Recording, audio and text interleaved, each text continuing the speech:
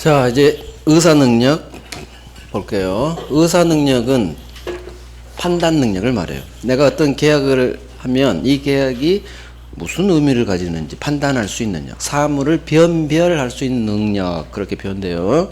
뭐 의사 능력 중요하지 않아요. 가볍게 보고 이제 영원히 안 봐요.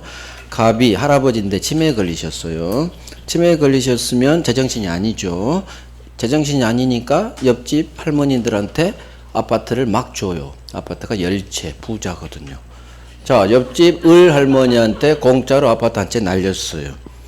자식이 이 사실을 알고 가만히 안 있겠죠. 자식이 이 주장을 해요. 우리 아버님은 치매에 걸리셔서 제정신이 아니에요. 판단 능력이 없어요. 이 계약의 의미를 이해할 수 있는 능력이 없어요. 즉 의사 능력이 없는 거예요. 판단 능력이 없겠죠. 그래서 대표 의사 능력이 없다. 치매 노인. 그러면 의사 능력이 없는, 그러니까 의사 능력이 없는 사람, 이 사람을 의사 무능력자라고 해요. 없어. 뭐가? 의사 능력이 없어요. 이 의사 능력이 없는 사람이 한 계약, 법률행위가 유효인지 무효인지요. 효력이 있는지 없는지. 유효라면 할머니는 소유권 먹을 거고, 무효라면 등기 밖에 있어도 매매가 무효면 을등기 무효, 소유권 취득 못해요. 즉 저 계약이 유효냐 무효냐에 따라 을의 소유권 취득 여부가 갈리는 거예요. 의사 능력이 없는 사람의 한 법률행위 과연 유효일까요? 무효일까요? 효력 주지 않아요. 제정신 판단 능력이 없는 사람이니까. 그래서 의사 무능력자가 한 법률행위는 무효예요. 앞으로 우리는 어떤 법률행위가 유효고 어떤 법률행위는 무효고 어떤 법률행위는 유효인데 취소할 수 있고, 그걸 총칙은 계속 나와요. 그래서 하나씩 나올 때마다 이 결론을 이제 외워가는 거예요. 이해하고. 그렇지, 의사 능력이 없는데 그걸 유효로 안 보겠지. 이해가 가요. 이 결론이 그러면 쉽게 이어져. 이해가 가면 의사 능력이 없는 사람이 한 법률행위는 무효다. 이거 말하면 돼요. 그 치매 상태에서 한 법률행위 증여계약은 무효. 즉 을등기 무효, 할아버지 소유자. 그래서 말소하면 돼요. 재산 안 날라가요. 그러니까 자식은 을 찾아가서 우리 아버님이 치매 상태였으니까 이 계약 무효입니다. 증여가 무효면 당신 등기 무효, 당신 소유권 없어요. 소유자는 우리 아버지예요. 말소하세요. 소유권에 기한 물권적 총권, 이렇게 계속 할 거예요. 자, 그런데 문제가 발생해. 자식놈이 을 할머니 찾아와서 이렇게 얘기했죠. 우리 아버지 치매 상태니까 무효라고 돌려달라고. 을 할머니가 이렇게 얘기합니다. 당신 아버지랑 나랑 계약할 때 정신이 또렷했대요. 우리 아버지 치매인데요? 옆집 할머니들이 아니에요. 그때 되게 똑똑했는데? 이 할아버지? 옆에 증인이 10명 나와버려. 무슨 얘기냐? 언제나 치매 상태가 아니에요. 정신이 돌아올 때도 있잖아요. 따라서 아파트 줄 계약 당시에는 정신이 있었던 얘기죠. 그러면 계약 체결 시점 기준이니까 평소에는 의사 능력이 없어도 계약할 때 있으면 있는 거예요. 그래서 이 계약할 때 의사 능력이 없어야 되니까. 그러니까 을은 정신이 있었다. 의사 능력이 있었다. 분쟁이 발생해요. 그래서 객관적 기준이 필요해요. 의사 능력이 있었는지 없었는지, 평소에는 없다가도 계약할 때는 있을 수가 있으니까. 그래서 행위능력 제도가 나오는 거예요. 행위능력 제도.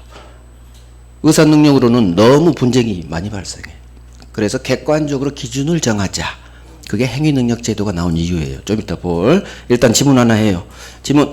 의사 무능력자가 한 법률행위는 무효. 맞는 지문. 실제 기출 지문이에요. 자, 이제 행위능력 가요. 그래서 거기 두 번째 있죠. 의사 무능력자, 치매 노인이 한 법률행위는 무효. 됐어. 그럼 의사 능력이 뭔지만 이해하면 돼요. 제정신이 아닌 사람, 치매 노인이 의사 능력이 없구나. 이 사람 법률행위는 무효겠구나. 자, 이제 제한 능력 가요. 법률 행위 능력이라는 게 뭐냐? 이거예요. 계약과 같은 법률 행위를, 자, 여기 봐요. 혼자서. 계약과 같은 법률 행위를 누구 도움 없이 혼자서 온전하게 유효하게 할 수 있는 능력. 이게 법률 행위를 봐요. 행위 능력 앞에 법률자가 생략돼 있어요. 법률 행위를 혼자서 온전하게 할 수 있는 능력. 이게 법률 행위 능력이에요. 우리는 다 행위 능력이 있어요. 행위 능력이 있어요. 그래서 계약도 하고 해요. 자, 그런데 이 법률 행위, 계약과 같은 법률 행위를 혼자서 하면 안 되겠다. 그럴 사람들이 있어요. 즉, 혼자서 계약하게 하면 이 사람이 피해를 보겠다. 그걸 딱 세 사람을 법이 규정해놔요. 첫 번째, 이 사람들 혼자서 계약하지 마세요. 법률 행위 능력을 제한해버려요. 혼자서 계약 못하게. 이 사람을 법률 행위 능력이 제한되는 사람. 제한 능력자예요. 이 능력은 권리 능력, 의사 능력, 행위 능력. 이게 세 가지 능력인데 행위 능력이 제한되는 사람이에요. 의사 능력이 없는 사람은 의사 무능력자.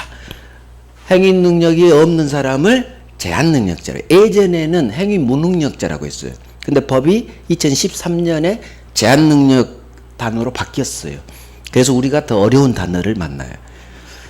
제한 능력자. 지금 여기 익숙해져야겠죠? 10년 지났으니까. 법률 행위 능력이 제한되는 사람, 제한 능력자 세 사람. 첫 번째, 어린 놈, 미성년자. 자, 성년이 어른이잖아요. 어른이 아직 되지 못한 자. 이게 미성년자. 그럼 우리 민법은 언제 어른으로 보느냐? 19살이에요. 예전에는 20살이었는데 이것도 한 살 낮췄어요. 그래서 현재는 만 19세가 성년. 따라서 미성년자는 만 19세가 아직 되지 못한 미만자예요. 미만. 이하 미만. 그런 거 알죠? 만 19세 미만자. 미성년자. 자, 두 번째 제한능력자. 말이 어려워요. 피성년 후견인. 자, 제 손가락 봐요. 성년, 어른인데. 후견, 뒤에서 볼견, 뒤에서 돌봄이 필요한 사람. 어른인데, 할아버지인데 치매에 걸리셨어. 뒤에서 돌봄이 필요해. 후견이 필요해. 필요한 사람. 이게 피성년 후견인이에요. 피성년 후견인. 이렇게 읽으셔야 돼. 피 띄고 성년 후견인. 그래야 이 단어가 내게 돼요. 어른인데 뒤에서 후견, 돌봄이 필요한 사람이구나. 누구냐? 치매 상태에 걸리신 분. 자식이 더 이상 할머니들한테 아파트 뿌리는 걸 매일 가면 제정신이었다고 하니까 힘들어 죽겠어. 아버지를 법원에 데리고 가요. 법원에. 치매 상태 아버님을 법원에 데리고 와서 판사님, 우리 아버지 혼자 계약 못하게 판결 하나 때려줘요. 그래서 나온 판결. 성년, 후견, 개시, 선고 판결이에요. 판결 선고니까. 자, 성년, 어른인데 후견을 시작합니다. 이게 성년인데 뒤에서 돌봄을 개시 시작합니다. 성년, 후견, 개시 판결이에요. 법원에서 이 치매 노인한테 성년인데 당신 뒤에서 돌봐줘야겠네. 성년, 후견, 개시, 선고 판결이 떨어지면 제한능력자가 비로소 돼요. 치매 상태에서는 의사 능력이 없는 거고 이 판결이 떨어져야 제한능력자인 피성년 후견인이 돼요. 피성년 후견인은 제정신이 아닌 사람이에요. 좀 심한 말로 완전 막간 사람. 죄송해요, 할아버지. 완전 막간 사람. 완전 막가야 피성년 후견인. 그런데 절반은 막갔고 치매고 절반은 괜찮아. 이 사람을 피한정 후견인 그래요. 즉 이분보다는 피성년 후견인보다는 상태가 훨씬 좋아요. 그래서 잡아요. 한정적으로 한정해서 절반 영역에서만 뒤에서 돌봐주세요. 50%는 혼자 하세요. 괜찮아. 하지만 50% 영역만큼은 한정적으로 후견이 필요한 사람. 이게 피한정 후견이에요. 그러면 피성년 후견인하고 피한정 후견인하고 누가 더 상태가 안 좋아요? 이것도 구별해야 돼. 피성년 후견인이 훨씬 안 좋아요. 이 사람은 한정적으로만 돌봄이 필요하니까. 자, 피한정 후견이 되려면 마찬가지. 법원으로부터 판결이 떨어져야 돼. 한정적으로 후견을 시작합니다. 선고. 한정, 후견 개시, 선고. 그래서 우리 민법이 정한 제한력자, 미성년자, 피성년 후견인, 피한정 후견인. 이게 제한 능력자예요. 제한 능력자. 나중에 대리에서 성년 후견 개시 선고, 한정 후견 개시 선고 대리에서 시험이 나와요. 대리에서. 그래서 해야 돼. 성년 후견 개시 선고 받은 사람을 피성년 후견인, 한정 후견 개시 선고 받은 사람을 피한정 후견인. 이 단어 기초니까 하시고. 자, 그러면 우리 법은 이와 같이 미성년자나 피성년 후견인, 피한정 후견인 이 세 사람은 혼자서 계약 못하게 합니다. 어린 놈 5살짜리가 뭘 알겠어. 17살짜리 못하게. 어떻게 해야 되느냐? 부모님, 법정 대리인 동의받아서 하거나 계약하거나, 또는 아예 부모님이 대신 대리해 주거나. 그래서 제한 능력자는 동의받아서 해야 돼요. 부모님 동의. 미성년자는 그래야 유효해요. 그런데 미성년자가 부모, 법정 대리인인 부모 동의 없이 계약했다. 효과. 미성년자가 부모 동의받고 해야 되는데, 계약을 해야 되는데 동의 없이 혼자서 계약해버렸다. 일단은 유효. 하지만 불리하다 싶으면 미성년자 쪽에서 취소할 수 있게 해줘요. 그래서 우리 민법은 제한 능력자를 보호합니다. 제한 능력자를 보호해요. 이 사람은 돌봄이 필요한 사람이에요. 혼자서 계약 못하는 사람이니까 비록 혼자 했다 하더라도 취소하게 해줘요. 그래서 우리 민법은 제한 능력자를 보호한다. 어린 놈 보호한다. 어린 새싹. 실수할 수 있으니까. 어린 새싹. 제한 능력자 보호한다. 이것만 하면 많은 지문 해결돼요. 그래서 우리 시험 지문에 미성년자를 포함한 제한 능력자는 남은 소수는 다 할 수 있다 해요. 제한 능력자는 다 들이댈 수 있어요. 모든 3자에게. 왜? 우리 민법은 제한 능력자를 보호하거든요. 비록 잘못된 행동을 했어도 제한 능력자가 나오면 무조건 얘한테 유리한 지문이 떠야 돼요. 제한 능력자한테 불리한 지문이다. 다 X 지문이에요. 제한 능력자는 다 할 수 있어요. 돌려주는 것도 적게 돌려주고 모든 3자에게 대항할 수 있고 절대적 취소가 나와요. 그래서 모든 3자에게 절대적으로 취소돼 버려요. 취소하면 무효가 되거든요. 절대적 무효 동네에 들어가요. 제한 능력 동네는 나중에 하면 되고. 자, 봅니다. 사례를 봐요. 갑이 17살 미성년자죠. 어린 놈. 제한 능력자죠. 부모, 법정 대리인 동의 받고 계약해야 되는데 부모님 동의 없이 지 아파트 매매 계약을 한테 팔았어요. 자, 그러면 5월 1일 날 17살짜리 미성년자가 법정 대리인 부모 동의 없이 계약했다. 일단은 유효예요. 일단은 효력이 있어요. 따라 의리 등기 박으면 소유권 취득합니다. 있을 유 소유권이 있다. 그런데 이 문제가 발생하죠. 자, 이쪽이 일단은 유효지만 5억짜리를 만약에 10억에 팔았다. 계약서를 10억에 팔았다. 그러면 굳이 취소 안 할 거야. 취소할지 말지는 이 계약을 이놈이 잘했느냐 못했느냐 결정나요. 잘 팔았으면 부모님도 허락받지 않았지만 잘 받았잖아.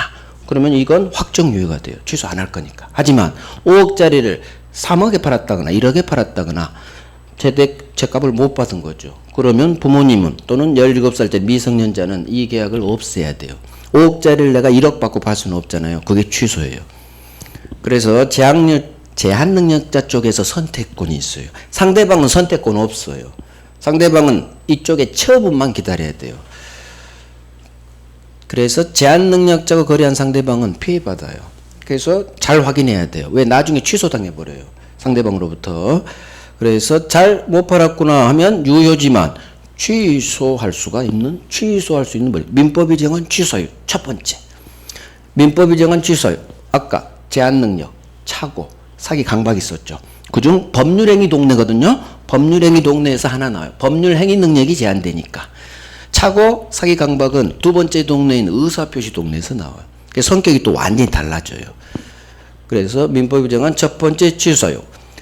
17살짜리 갑이든 법정 대리인 부모든 어느 한 사람 얘도 취소는 할 수 있어. 혼자서. 나중에 배워요. 취소합니다. 의사표시. 그러면 바로 취소 효과 무효가 돼요. 취소합니다.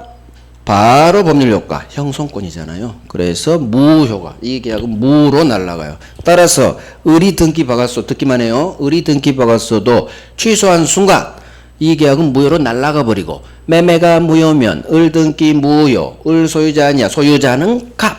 이렇게 해서 말소 대상이 돼요. 을 등기는. 자, 취소합니다.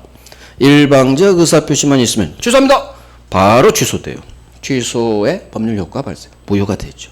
형, 성권. 상대방 을 동의 따위 필요 없어요. 취소! 하면 취소돼 버려요. 을은 안 돼! 취소 반대야! 불가능해요. 취소는 취소권자 일방적 취소! 하면 그냥 취소돼 버려.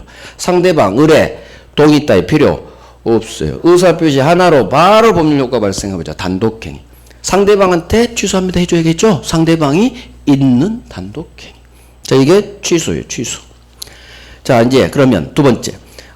언제 무효가 되느냐? 7월 1일 날 취소했다고 해봐요. 그러면 계약은 5월 1일, 취소는 2달 후 7월 1일.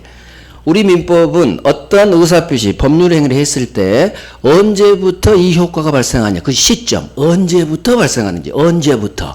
그게 굉장히 중요해요.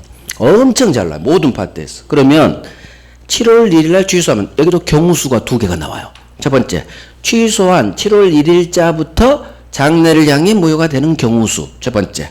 즉, 취소한 때로부터 무효. 두 번째, 아니야. 7월 1일 날 취소했지만 거슬러 올려 2달 전으로 계약 체결한 5월 1일자로 거슬러 올려서 처음부터 무. 경우수는 2개가 나와요. 우리 법은 둘 중 하나를 취해요. 선택을 합니다. 우리 법은 취소한 7월 1일부터 그때부터 무효가 아니라, 취소한 때로부터 무효가 되는 게 아니라 거슬러 올려요. 거슬러 올려. 계약 체결한 5월 1일자로 처음부터, 계약 체결한 처음부터 무효. 처음부터 무효. 거슬러 올린다. 이걸 한자로 소급한다 그래요. 취소하면 처음부터 무효. 6번 나왔어요. 6번. 취소 동네에서. 무효 취소. 법 조문이에요. 제가 얘기했죠? 민법은 법 조문이 절반. 대부분 판례가 절반 나온다고. 6번 나왔어. 처음부터. 올해도 나왔어. 33회에도. 6번. 그러니까 취소하면 처음부터 무효. 지금은 처음부터 무효가 공부 대상은 아니에요. 지금 제한 능력 하고 있으니까. 결국 나중에 하면 돼요. 이게 법률 행위 능력이 제한되는 사람, 제한 능력자가 한 법률 행위 효과예요. 일단은 결론, 일단은 유효. 하지만 취소로 날려버릴 수가 있다. 취소 사유로 정합니다. 민법이 정한 취소 사유. 오케이, 됐어요. 교재 정리할게요. 세 번째 파트 있죠? 당사자에서 오른쪽. 제한 능력자는 찾았어요? 제한 능력자는 미성년자, 피성년 후견인, 한정 후견인, 이 세 사람이 있다. 만 19세 미만자, 미성년자. 법원으로부터 성년인데 후견을 시작합니다. 성년 후견 개시 선고를 받은 사람, 피성년 후견인. 완전히 막간 사람. 한정 후견 개시 선고를 받으면 한정 후견인. 이 세 사람. 가장 중요한 사람은 미성년자예요. 미성년자. 자, 이와 같은 제한 능력자는 법정 대리인 동의받아서 계약하거나 또는 아예 법정 대리인 대리로 해줘야 되는데 동의 없이 지가 계약했다. 일단 유효. 일단 유효. 취소 안 하면 확정 유효되는 거예요. 하지만 잘못 받았다 하면 제한 능력자 쪽에서 취소할 수 있다. 취소 효과. 취소하면 무효가 되는데 처음부터 소급 무효가 된다. 이게 취소 효과예요. 처음부터 소급 무효. 제한능력자 법률행위는 취소할 수 있다는 거. 오늘은 이걸 외우는 거예요. 취소할 수 있는 첫 번째 사유. 자, 이제 3번 목차, 큰 목차 3번. 법률행위 목적가입니다. 목적. 법률행위 목적은, 자, 흑판 봐봐요. 확정할 수 있어야 되고, 실현 가능해야 되고, 적법해야 되고, 사회적 타당성이 있어야 되죠. 자, 확정은 1월 달에 배울 거고, 가능부터 할게요. 가능. 두 번째 목차 2번 가능이 있죠? 법률의 목적은 실현 가능해야 되는데 할 수가 없네요. 실현 불가능한 거. 이걸 뭐라고 했어요? 불능이라고 해요. 자, 첫 번째 읽어드렸죠? 이제 흑판 봐요. 가능 반대말 불가능. 법률의 목적 실현 가능해야 돼요. 그럼 법률의 목적이 뭐였느냐? 갑을 매매해서 매매 목적물 뭘 팔고 대금은 얼마라고. 이 법률의 목적 실현 가능해야겠죠. 소유권 넘겨줄 수가 있어야겠죠. 그런데 할 수가 없네요. 불가능. 가짜 떼고 불능이라고요. 불능. 가능 반대말 불능. 불능이 뭐냐? 저는 하고 싶어요. 주고 싶어요. 하지만 줄 수가 없네요. 하고 싶어도 할 수가 없네요. 주고 싶어도 줄 수가 없네요. 하지 않은 게 아니라 할 수가 없네요. 줄 수가 없네요. 이게 불능이에요. 자, 가능한지 불가능한지 여부는 어느 시점을 기준으로 판단하느냐. 현재 시점 아니에요. 현재 시점 아니에요. 계약 체결 당시. 과거로 거슬러 올라가요. 법률행위 성립 당시 기준으로 모든 걸 판단합니다. 이거 세트예요. 그래서 가능한지 불가능한지 여부는 현재 시점 아니에요. 법률행위 성립 당시. 즉 계약 체결 당시. 앞으로 법률행위 성립 당시가 나오면 법률행위는 제가 계약으로 읽으라겠고 성립은 체결로 읽어요. 우리 일상용어. 계약 체결 당시 시점을 기준으로 뭔가를 판단한다. 세트예요. 세트. 자, 이제 이 사례로 불능 공부할 거예요. 불능 되게 중요해요. 자, 갑이 지 소유 건물을 을한테 팝니다. 건물 매매 계약을 했어요. 계약이라는 법률행위가 성립했죠. 계약서 썼으니까 5월 1일 날. 그러면 매도인 갑은 매수인 을에게 지 건물에 관한 소유권을 넘겨줄 소유권 이전 채무가 발생해요. 매수인은 소유권 주세요. 쌍둥이 채권이 발생하겠죠. 채권 채무, 채권 계약, 채권 행위. 매도인은 나중에 돈 받고 등기 넘겨줘야겠죠. 그런데 어떤 사실이 밝혀졌느냐? 이 건물이 계약 체결하기 한 달 전인 4월 1일 날 이 건물이 화재로 날아가 버렸네. 건물이 불타고 없어져 버렸어. 건물이 소실 또는 멸실 이렇게 다 나와요. 계약 체결하기 전에 건물이 멸실한 사실이 밝혀진 거예요. 자, 그러면 갑은 을한테 건물 판다는 계약을 했는데 알고 보니까 건물이 이미 없어. 갑한테 물어보죠. 너는 왜 이미 없어진 건물을 판다는 계약했니? 그럼 갑은 저도 몰랐어요. 통상 그렇겠죠. 저 건물이 불탄 사람 몰라. 왜 지방에 있었거든 건물. 모를 수 있죠. 서울에 사니까 모를 수 있어요. 저 몰랐어요. 그럴 수도 있고. 두 번째 경우서 사기 좀 치려고요. 사기 좀 치려고요. 없던 건물 팔 수도 있잖아. 돈 받고 튀려고. 그건 경우수라 항상 있어요. 자, 어찌됐든 경우수는 중요하지 않아. 자, 건물이 멸실하면 어떤 법적으로 현상이 벌어지냐. 건물이 멸실하면 이 소유권도 죽어요. 소유권도 소멸합니다. 자, 소유권과 같은 물건이 현재 있어야 돼요. 현존이라고 해요. 따라서 물권의 소멸 사유 첫 번째 목적물의 멸실이에요. 건물이 없으면 이 건물에 관련된 모든 물권은 다 죽어요. 건물의 소유권도 죽고 전세 살고 있는 전세권자 있으면 전세권도 죽고 담보대출 저당권 은행이 있다 저당권도 죽어요. 즉 물건이 멸실하면 물권은 소멸합니다. 결국 소유권은 없어진 거지. 그러면 갑은 이 계약에 따른 소유권 이전 채무를 부담하는데 소유권을 넘겨줄 수가 있어요 없어요? 넘겨줄 수가 없지. 주고 싶어도 건물이 없는데 건물을 넘겨줄 수가 없네요. 소유권 이전 채무는 불능에 빠졌다고요.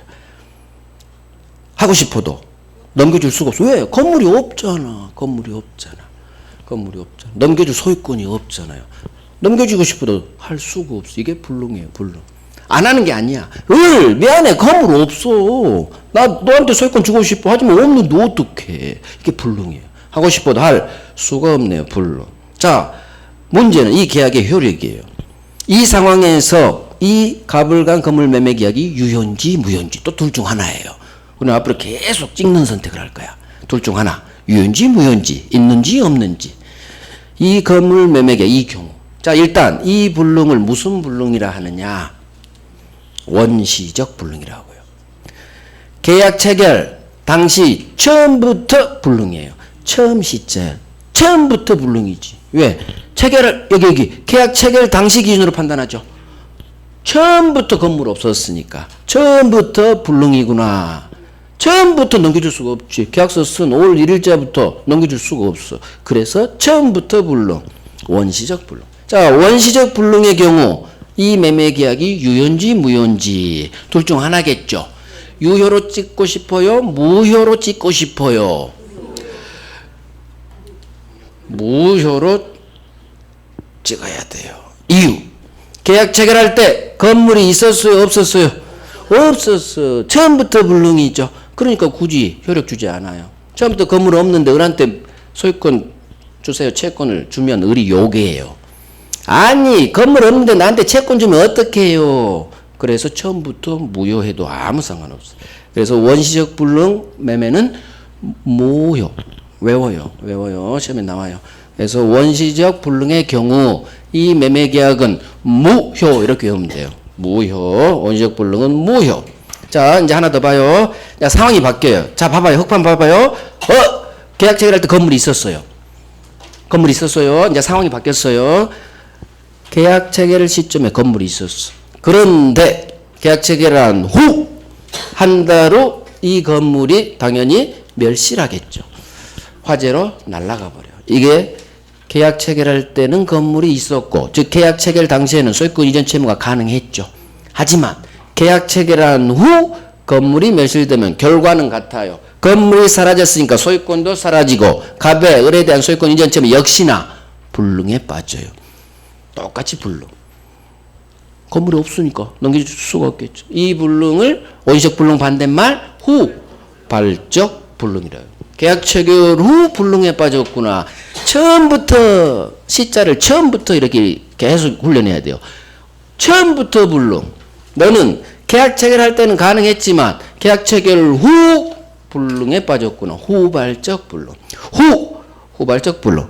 계약 체결 전을 전 불능이 아니야. 처음부터 시자로 바꿔야 돼요. 처음부터 불능. 이게 후발적. 그러면 계약 체결할 때는 건물이 있었는데 계약 체결 후 건물이 날아가서 소유권 못 넘겨줄 때 이 후발적 불능 이 상황에서 또 이 매매계약이 또 유효냐 무효냐 또 둘 중 하나의 선택에 문제가 남아요. 자, 후발적 불능 이 경우 이 건물 매매계약 유효로 찍고 싶어요? 무효로 찍고 싶어요? 찍어봐. 아주 잘 찍었어요. 유효예요. 이유? 반대야 반대. 원시적 불능하고 이쪽은 지금 다 반대야. 전, 후, 처음부터, 나중, 무효, 반대, 유효요. 완전히 반대요. 민법은 이분법이에요. 이분법 반대. 법률행위 반대가 법률 규정. 법률행위 아니에요. 의사표시 반대가 의사표시 아닌 놈. 물권 반대, 채권. 원시적 불능 반대, 후발적 불능. 무효 반대, 유효로 가는 거예요. 결국 후발적 불능의 경우 저 건물 매매 계약은 유효입니다. 유효. 이유. 계약 체결할 때 건물이 있었어. 있을 유효. 원시적 불능은 계약 체결할 때 건물이 없었죠. 없을 무예요. 그래서 계약 체결할 때 5월 1일자 기준으로 원시적 불능 건물이 없어. 그 전에 날아가 버렸으니까. 계약 체결자 기준으로 판단해요. 계약 체결자 기준으로 건물이 없구나. 계약 체결할 때 건물이 있었구나. 이제 이게 이해고 이건 단순하니까 그냥 외우면 돼요. 원시적 불능 무효. 후발적 불능은 유효. 그냥 외워집니다. 이건 쉬워서. 자, 이게 불능이에요. 나중에 이 불능이 왜 중요하냐? 계약법하고 연결돼요. 그래서 여기서 후발적 불능에서 나오고 여기서도 나오고. 그래서 불능이 계약법하고 연결돼서 되게 중요해요. 그 다음에 하나 기억하실 것. 불능은 매도인의 소유권 이전 채무만 불능에 빠진다는 거. 매수인의 대금 채무는 절대 불능에 빠지지 않아요.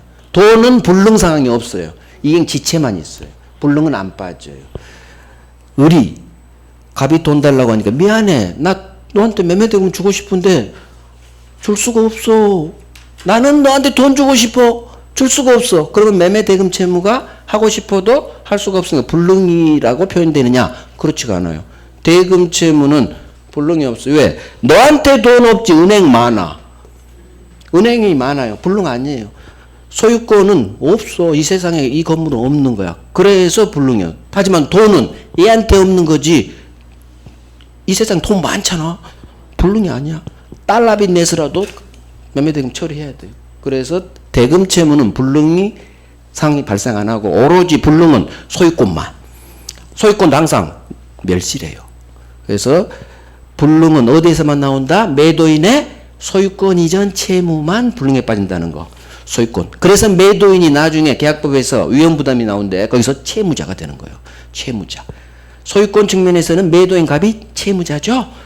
채무자 위험부담주의 그런 게 나와요.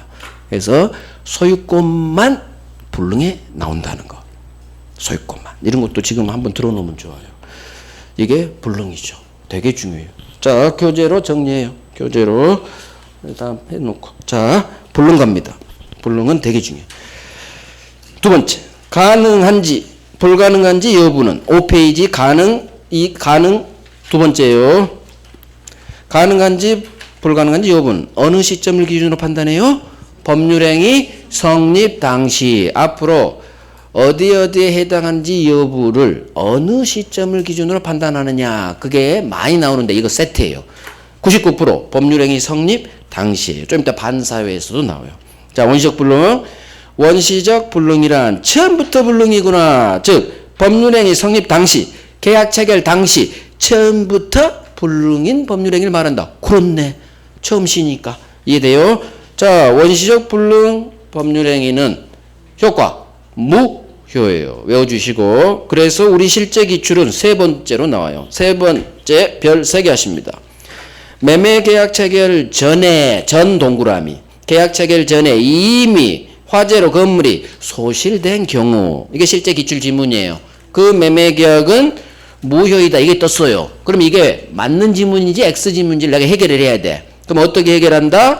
계약 체결 전에 이미 건물이 멸실돼 있죠. 계약 체결 전에 이미 건물 멸실, 그러니까 머릿속으로 원시적 불능을 빨리 떠올려요. 나 외웠어. 원시적 불능일 때는 이 매매 계약 유효 무효? 무효.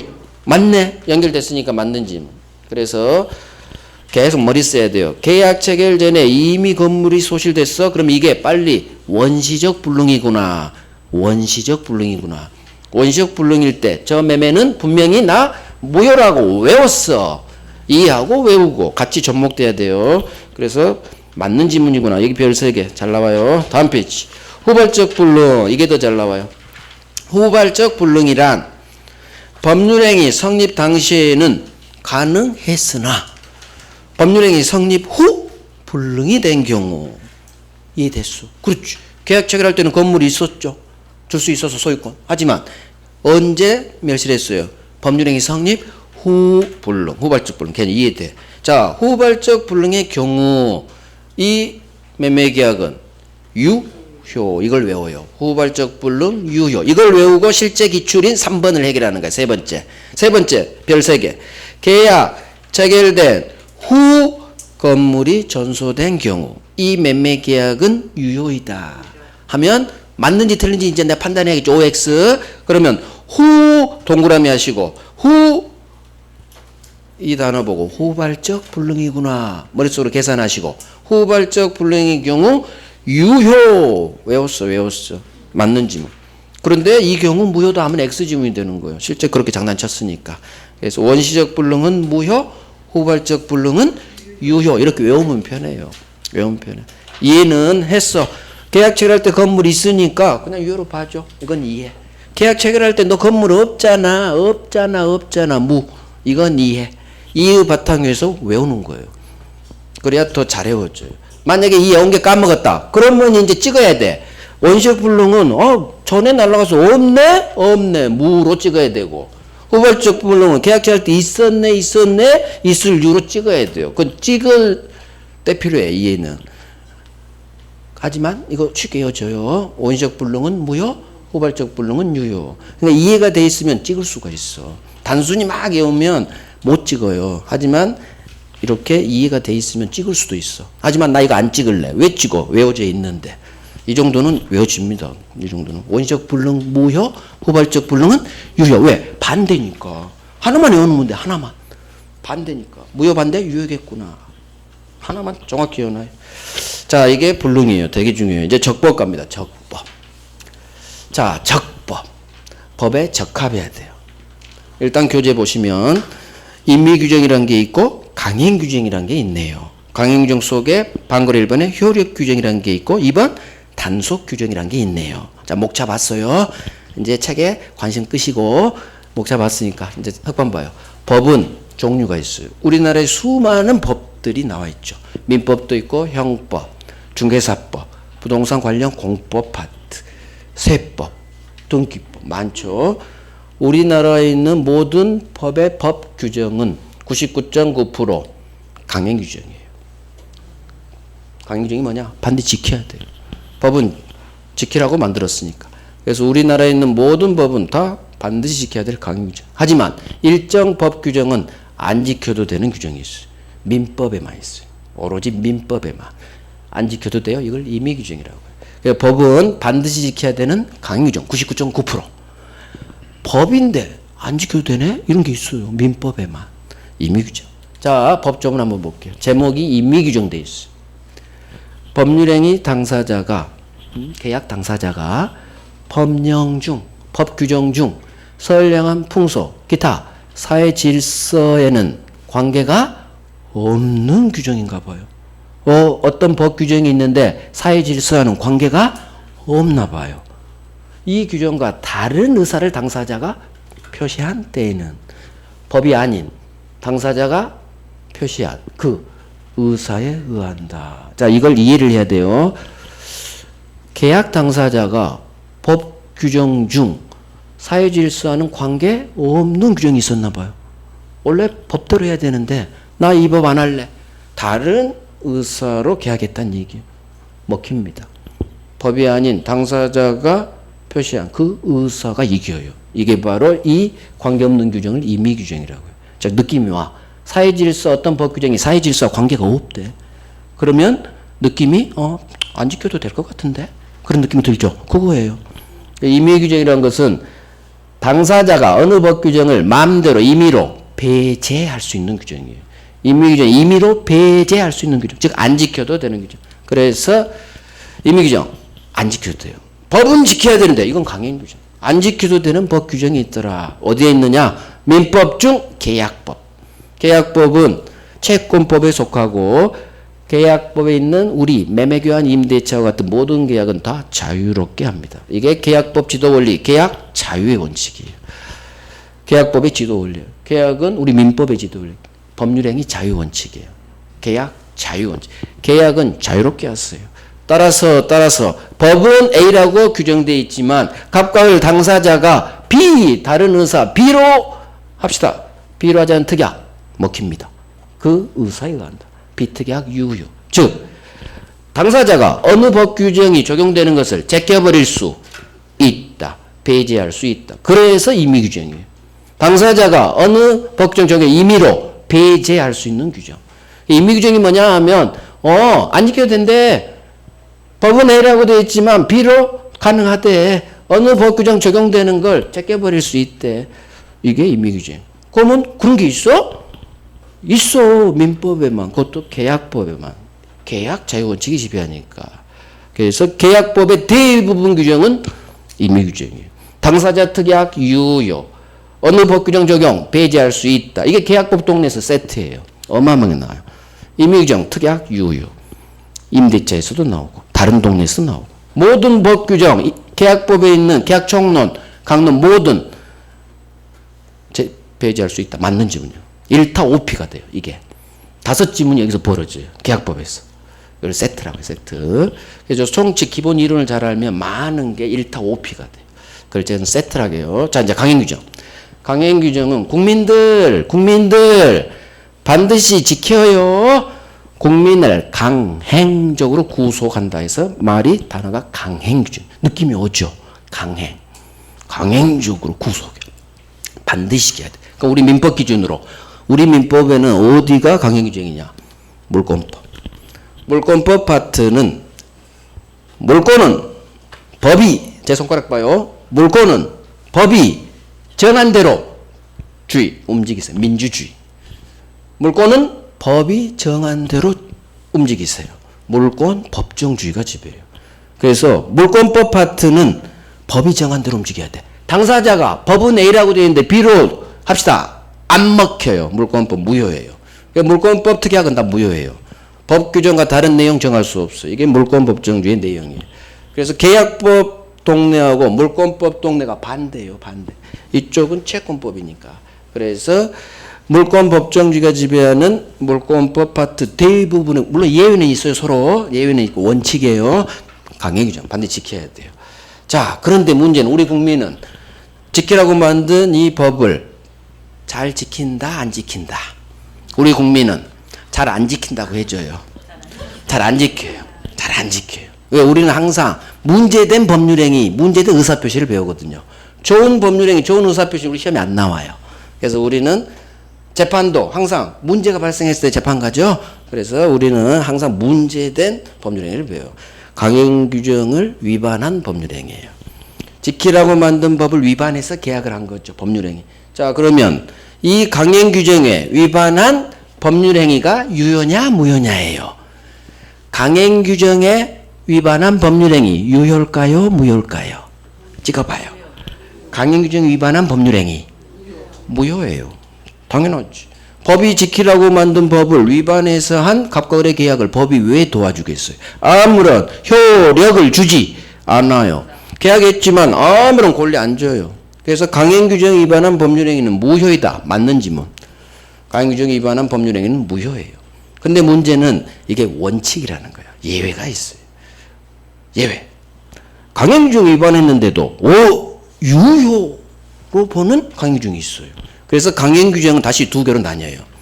위반했을 때 원칙대로 무효가 되는 효력규정하고 위반했는데도 단속만 할 뿐. 법률의 효력 자체는 유효로 봐주는 단속규정이 있어요. 그래서 강행규정은 위반 시 무효가 되는 효력규정하고 위반했는데도 단속만 할 뿐. 법률의 효력 자체는 유효로 봐주는 단속규정이 있다. 이렇게 외워야 돼요. 자, 왜 효력규정이라는 법률 단어를 썼느냐? 효력을 인정하지 않을 거예요. 강한 의미의 효력규정은. 단어 자체에서 느껴야 돼. 효력을 인정하지 않는다. 효력규정. 단속규정은 단속만 할 뿐. 효력 자체는 봐주겠다. 유효로 봐주겠다. 그래서 강행규정은 위반 시 무효가 되는 원칙규정인 효력규정하고 위반했는데도 유효로 봐줘. 이런 게 어디 있어? 있어요. 지키라고 만든 법을 위반했는데도 힘을 줘요. 권리를 준다는 얘기예요. 이게 단속만 할 뿐. 위반한 사람 단속만 할 뿐 계약 효력 자체는 줍니다. 권리를 준다는 얘기, 유효란 얘기는. 그게 뭐냐? 단속 규정이 시험은 어느 게 효력 규정에 해당되고 대법원이 어느 게 단속 규정에 해당하는지 대법원 판례가 나와요. 자, 우리 법조문 어마어마한 법들이 있죠. 그 법조문에 너는 효력 규정이야, 위반은 무효야. 너는 단속 규정이야, 위반해도 유효야. 그렇게 써져 있을까요? 안 써져 있을까요? 안 써져 있어요. 안 써져 있어요. 효력 규정, 단속 규정 단어 자체가 없어요. 이건 대법원 판례에서 대법원이 결정해요. 어떤 법률행위가 법을 위반했을 때 무효로 볼 것 같으면 다 효력 규정에 해당되는 거고, 위반했는데도 이건 효력 인정 해제다. 그러면 해당 법 규정이 단속 규정이 되는 거예요. 그래서 오로지 어느 법 규정이 효력 규정이냐 단속 규정이냐는 대법원이 결정해요. 대법원이. 법 규정에서 이 경우 무효다. 그러면 당연히 효력 규정에 해당되는데 대부분 규정은 하지 마라 그런 것만 있지 위반했을 때 유효다 무효다 그런 게 없어요. 그래서 결국은 대법원이 결정해. 그러면 우리 대법원이 법을 위반했는데도 유효로 봐주는 단속 규정 어떤 걸 받느냐 그게 시험에 나와요. 효력 규정보다는 단속 규정으로 본 게 시험에 훨씬 잘 나와요. 자, 대표 한 4개 있는데 오늘 하나만 합니다. 무허가 음식 판매 행위. 자, 음식을 팔 때는 허가받고 구청에 신고하고 팔아야 돼요. 식품위생법. 식품위생법 규정.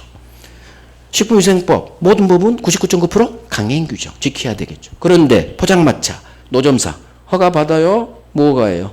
무허가죠. 우리가 포장마차에서 먹는 순대, 떡볶이 다 식품위생법 위반한 판매행위예요. 거기 우리가 사는 거죠. 그러면 내가 5,000원어치 떡볶이 순대를 노점상 포장마차에서 저녁에 가다가 샀어요.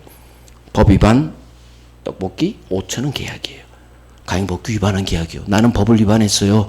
앞으로 포장마차에서 순대 떡볶이 드실 때, 오뎅 먹을 때 나는 법을 위반하고 있구나. 그렇게 항상 생각하세요. 식품위생법 위반 행위야. 나도 위반하고 있는 거지. 자, 그러면 식품위생법 위반한 떡볶이 5,000원짜리 계약이 법에 위반했으니까 무효로 볼 것이냐, 이거 유효로 볼 것. 대법원이 결정해야 돼요. 법에 위반한 행위가 유효냐 무효냐는 해당 법 규정이 무효한다 이런 게 없는 한 대법원이 결정해 줘야 돼. 그러면 대법관이 그래 5,000원짜리 포장마차 떡볶이 계약 법 위반이야. 이걸 무효로 볼지 유효로 볼지 이걸 결정하는 거예요. 이걸 이게 문제가 아니라 이 위반된 계약을 효력을 힘을 줄까 말까를 결정하고 이 결론에 따라 해당 규정이 이렇게 성격이 구별되는 거예요. 그러면 한번 생각해봐요. 떡볶이 포장마차 5,000원짜리 계약 왔어. 법 위반했죠. 만약 무효로 본다면 우리 떡볶이 못 사 먹어요. 포장마차에서는 무조건 식당 가야 돼. 즉 왜? 채권이 없으니까. 무효란 얘기는. 그러면 대법관은 그 선택을 하지 않았을 것 같아. 왜? 지도 사 먹거든. 지도 맨날 퇴근하면서 순대 떡볶이 좋아해요. 모든 사람 다 좋아하죠. 따라서 그래 내가 무효로 보면 나 떡볶이 주세요. 채권이 없잖아. 안 되겠네? 그러니까 무허가음식 판매인은 법을 위반했지만 유효로 봐야 돼요. 그렇지 않으면 우리 국민이 노점상에서 떡볶이를 사 먹을 수 있는 채권 자체가 없게 되니까. 그래서 결국 유효로 봐요.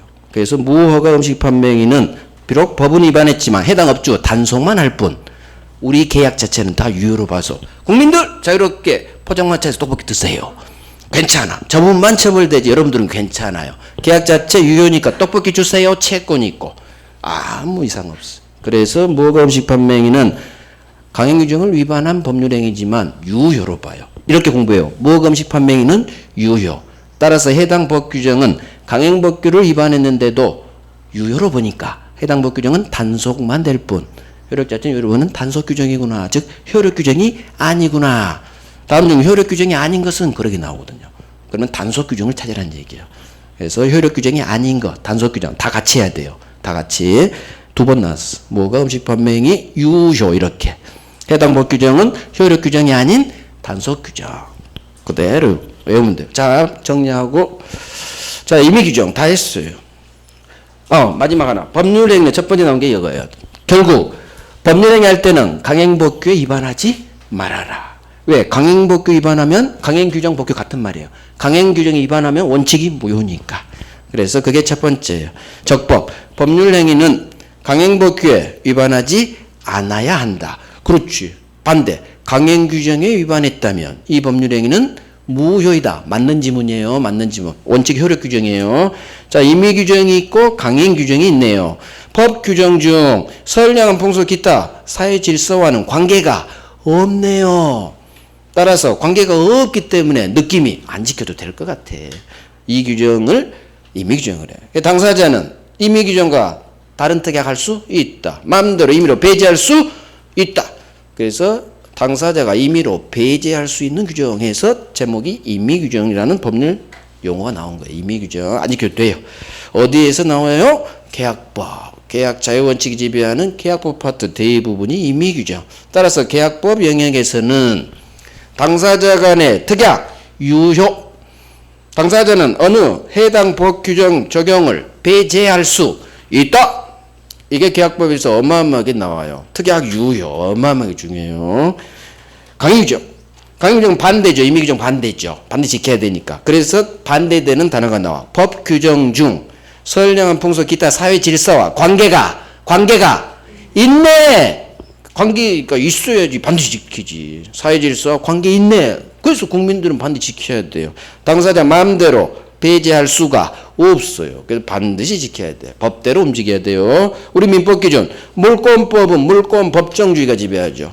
물권은 법이 정한 대로 움직이세요. 따라서 물권법 규정은 대부분이 반드시 지켜야 되는 강행규정. 자, 그런데 강행규정은 다시 두 개로 나뉘어요. 위반시 당연히 효력 주지 않습니다. 힘 주지 않아요. 위반시 무효가 되는 효력 규정. 효력을 인정하지 않아. 효력 규정. 하지만 예외. 위반했는데도 무효로 보지 않네? 유효로 봐주는 단속만 할 뿐. 효력 자체는 유효로 봐주는 단속 규정이 있다. 그래서 단속 규정이 뭐가 음식 판매 행위 이거 유효예요. 그래서 이게 유효다 이렇게 나와요. 이게 효력 규정 아니다 이렇게도 나오고 서로 둘 다 해야 돼. 그럼 어떻게 하느냐? 뭐가 음식 판매에 관한 식품위생법 규정이 효력 규정 아닌 단속 규정 이렇게 공부하지 마시고 뭐가 음식 판매 행위는 자 정리 들어가야 돼. 비록 법은 위반했지만 그 법이 식품위생법이다 언뜻 느껴져요. 굳이 그런 것까지 열 필요 없어. 법은 위반한 것 같아. 허가 안 받았으니까. 법은 위반했지만 이거 유효야 이거 그렇게 해요. 뭐가 음식 판매 행위는 유효. 그러면 결국 해당 법 규정은 효력 규정이 아닌 단속 규정 이렇게 외우는 순서예요. 외우는 순서. 유효냐 무효냐 그것부터 하는 거예요. 어떤 건 무효 그럼 효력 규정. 어떤 행위는 유효 그럼 단속 규정이 되거든요. 그래서 앞으로 어떤 법에 위반된 행위가 유효냐 무효냐 이렇게 훈련하시고 무효면 효력 규정, 유효면 단속 규정 이런 식으로 순서를 그렇게 갈 거예요. 오케이. 시간 됐어요. 10분간 쉬고 다음에는 뭘 하느냐? 반사회. 법률행위에서 가장 중요한 반사회 할 거예요.